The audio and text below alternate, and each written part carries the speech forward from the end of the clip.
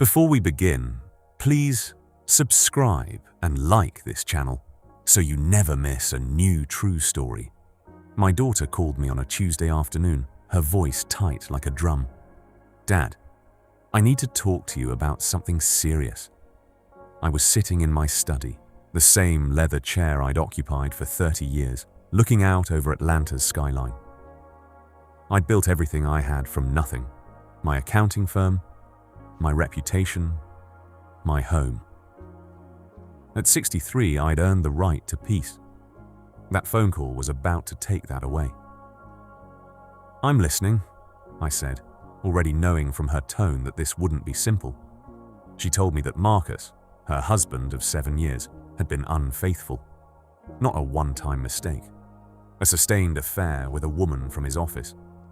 And worse, much worse, he'd been telling people at his law firm that I'd given him money for a business venture that never existed, that I was losing my edge, that my financial advice to him had tanked his investments. He was building a narrative, one that positioned him as a victim of a failing father-in-law. I didn't raise my voice. I didn't cry. I simply listened as my daughter, through tears, told me that Marcus wanted her to convince me to pay for his fresh start. A move to Miami, a new practice, a clean slate. And that if I didn't, he'd make sure I looked like the villain in the family story. After we hung up, I sat for a long time.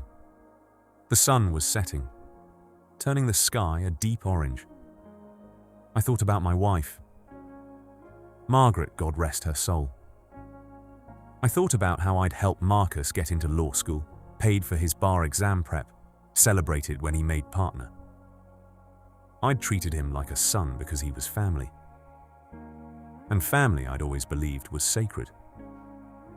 But family cuts deeper than strangers ever could. I didn't tell anyone what I was thinking.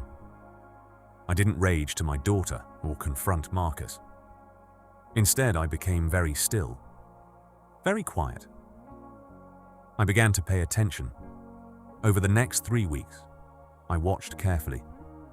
I attended a dinner at my daughter's house, and I observed Marcus, the way he laughed a little too loudly, the way he barely looked at my daughter, the way he checked his phone constantly.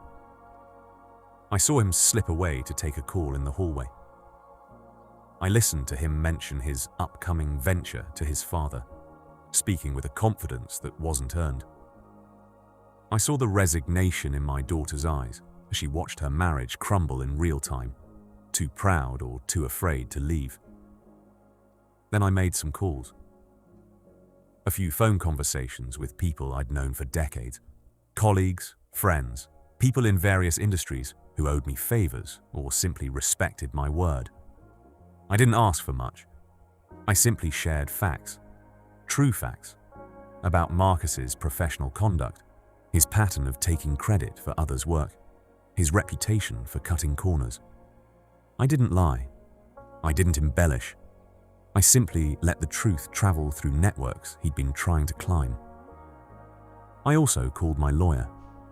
I reviewed my will, which had always included provisions for Marcus as part of my daughter's security. I changed it. Not out of spite, but out of principle. I restructured my estate so that any money intended for my daughter would be placed in a trust with specific protections. Protections that would ensure Marcus couldn't touch it, no matter what happened between them. And then I did something else. Something that required patience and a bit of research. I discovered that Marcus had been taking money from client accounts. Small amounts, but systematic. Nothing that had been caught yet, but it was there in the records, a pattern a good accountant could spot. I wasn't going to report him myself. That would be stooping, but I made sure the right people knew to look. 2 months later, Marcus's firm launched an internal audit. 1 week after that, he resigned to pursue other opportunities. The Bar Association opened an inquiry. His license to practice was suspended pending investigation. The Miami venture evaporated before it was even announced. My daughter came to see me on a Saturday morning. She looked smaller somehow, hollowed out by the weight of it all. We sat in my kitchen, and she told me everything. How Marcus had finally confessed to the affairs. How his career was imploding.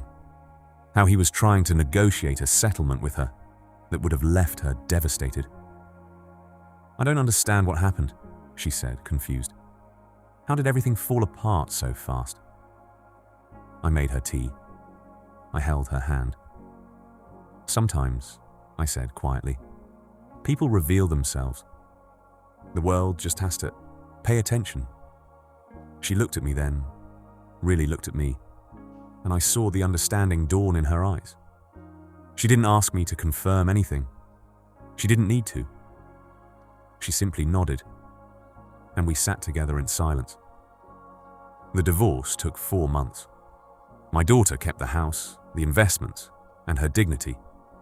Marcus's legal career never recovered. The bar didn't formally disbar him, but the damage was done. He moved to a small town in North Carolina and took a job at a legal clinic, far from the prestige he'd craved, far from the networks he'd tried to manipulate. I never spoke a harsh word to him. I never raised my voice. I simply let the truth do what truth does. It finds its way to the surface, and it doesn't lie. A year later, my daughter remarried. A good man, a quiet man, someone who knew the value of loyalty because he'd watched me demonstrate it, even when it cost me. At the wedding, she hugged me longer than usual. "Thank you," she whispered. "For what?" I asked, though I knew. "For not destroying him yourself, for letting him destroy himself, for showing me what real strength looks like. I've learned something in my 63 years, something they don't teach in business school or law school. Real power isn't about shouting the loudest or hitting the hardest. It's about understanding people so completely that you know exactly how they'll respond when given just enough rope. It's about having the patience to wait while they tie their own knots."